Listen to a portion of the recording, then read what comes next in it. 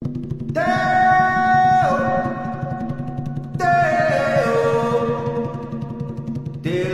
come and we want go home. Me say that, me say that, me say that, me say that, me say that. Oh. Daylight come and me want go home.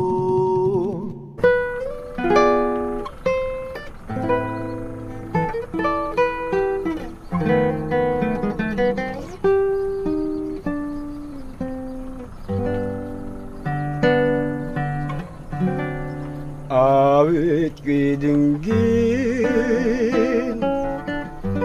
bintana mo'y buksan, pati na bituin,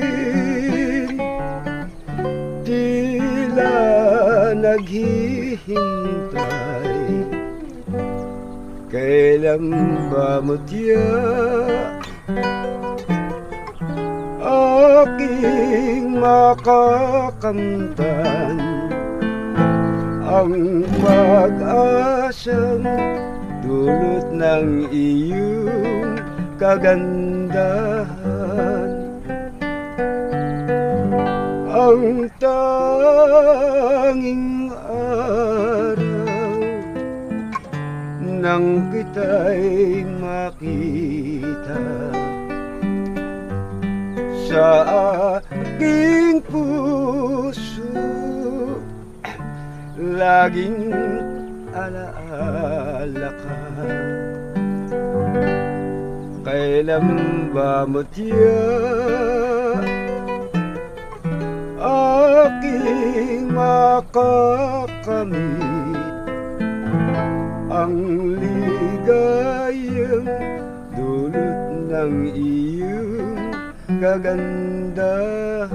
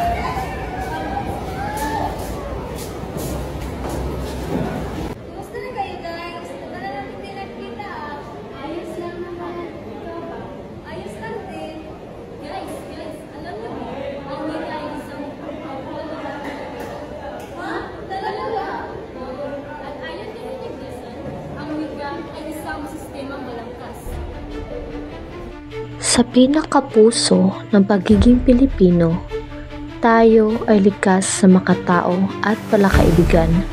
Nais nating pag-ugnayin ang iba't ibang uri ng tao sa lahat ng antas.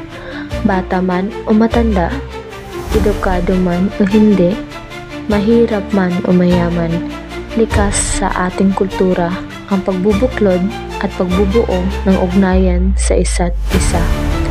Ito ang pinakapuso ng kulturang Pilipino.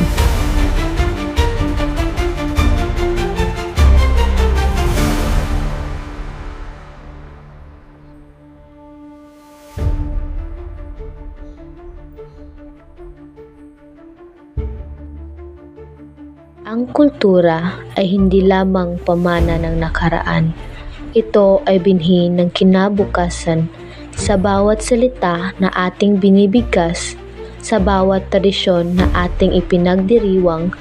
Itinatanim natin ang pag-asa para sa isang mas makulay at makahulugang Pilipinas.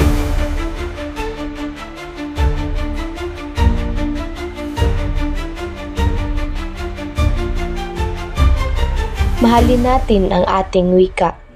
Pahalagahan natin ang ating kultura. Ipagmalaki natin ang ating pagka-Pilipino.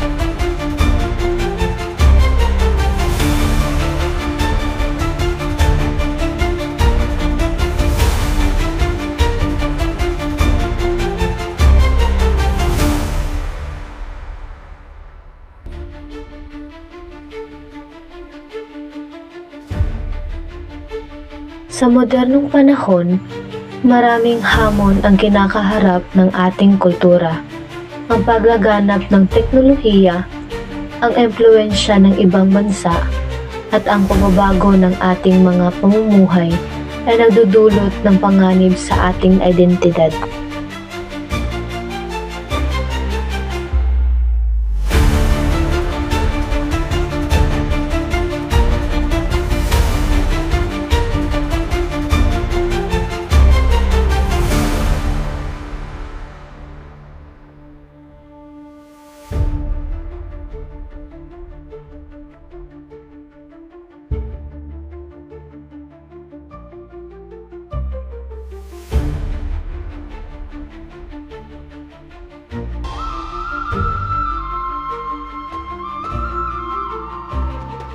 I am Felipe De Leon Jr. I have been studying Philippine culture since the 60s.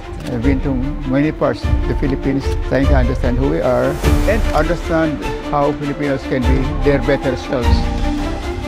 At the very core, Filipinos are very highly relational people, wanting to connect all kinds of people in all levels, young and old, whether you are educated or not, from the poorest to the richest. Filipinos would like to bring people together. That's the very core of Filipino culture, a high degree of relationality, connectivity.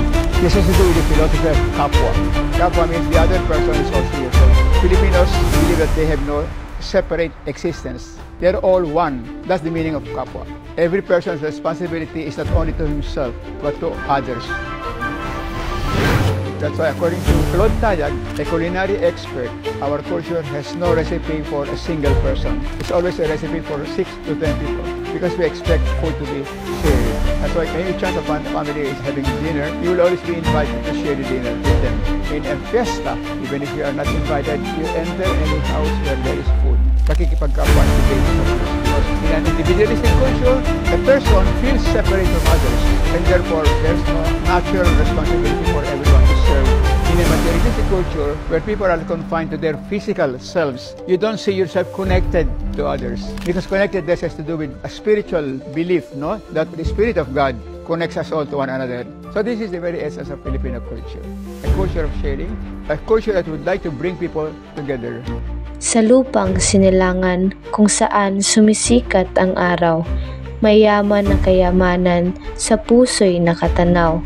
Kultura ng Pilipino sa puso'y nakaukit, kasaysayan at tradisyon sa bawat isa'y nakasulit. Sayaw ng tinikling, galaw na kay ganda, awit ng kundiman, puso'y umaasa. Barot, sayat, barong, kasuotang marangal. Pagmamahal sa bayan, sa puso'y nag-alalay. Pamilya'y mahalaga, paggalang sa matanda. Bayanihan sa puso, tulong sa kapwa. Pagkain masarap, adobo't sinigang. Sarap na walang kapantay, sa bawat isa'y nagbibigay. Ngunit sa modernong panahon, hamon ay dumarating. Kultura'y nanganganib, makatuluyang maglahot maling. Kaya tayo'y magkaisa, kultura'y ipaglaban, pamana ng lahi, ating pangalagaan. Sa bawat puso ng Pilipino, pagmamahal ay isigaw. Kultura'y ating yaman, huwag hayaang matunaw. Ipagmalaki ang ating lahi, sa mundo'y ipakita. Kultura ng Pilipino, sa puso'y mananatilit magpakailanman.